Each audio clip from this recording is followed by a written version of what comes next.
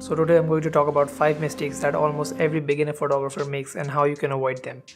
So the first thing is, don't overexpose your images. So I've seen a lot of people overexposing their images so that they can see the darker parts of their images, or in other words shadows, and by doing that they actually clip the highlights. Now with the digital camera these days, like the DSLRs and point and shoots, you can actually pull out a lot of information from the shadows, but it's not the same with the highlights. If your highlights are clipped, they're just white, there's no information that you can recover in post-production. So make sure that your highlights are not clipping, and if your shadows are a bit dark, that's okay, you can easily recover them in post-production, but you can't do that with the highlight. So make sure that your highlights are not clipping before taking the image.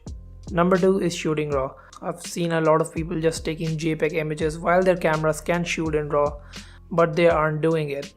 Well, if I have to define it easily, you can see that the JPEG image is a dish that has already been cooked, and if you overcook it, it will not hold up. It will edit out in any way you like, which will give you a whole lot more room to work with in post-production when compared to something like a simple JPEG image. So make sure to shoot your images in RAW.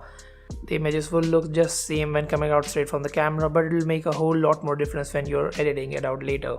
Number 3 is play with different focal lengths. So if you're thinking that you're taking images like other people but they aren't looking as good as theirs, it may be because they're shooting at different focal lengths.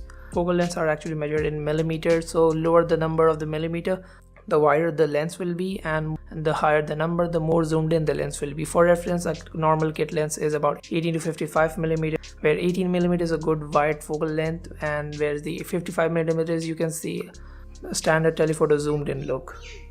And every focal length has a specific kind of look to it. So if you take a portrait with a wide angle lens, which is not actually ideal, you will see that your image is a lot more distorted and your subject's face may have warped a bit.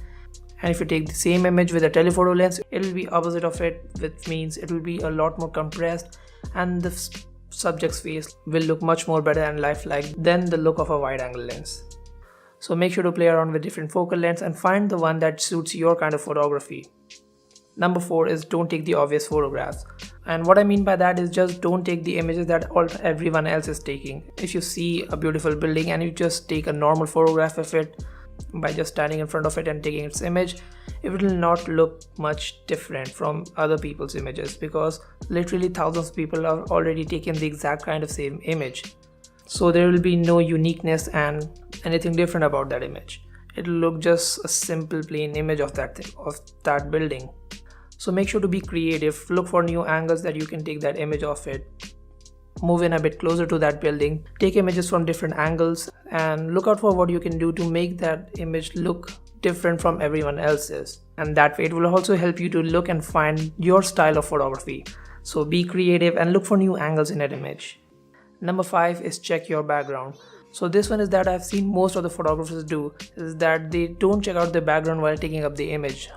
So if you take a picture with a man wearing a suit in front of a dumpster, it will not look good, it will not match up the theme of the image.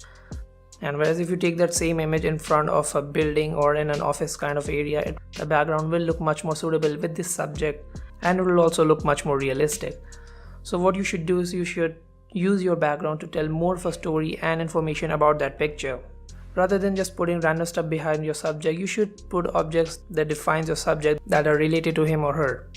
So make sure to use your background to tell more of a story and information about the picture. So those were the 5 mistakes that you should avoid while you're starting out in photography. So that's it. Give the video a thumbs up if it helped you in any way, and also subscribe for more videos like these, and I'll see you guys in the next one.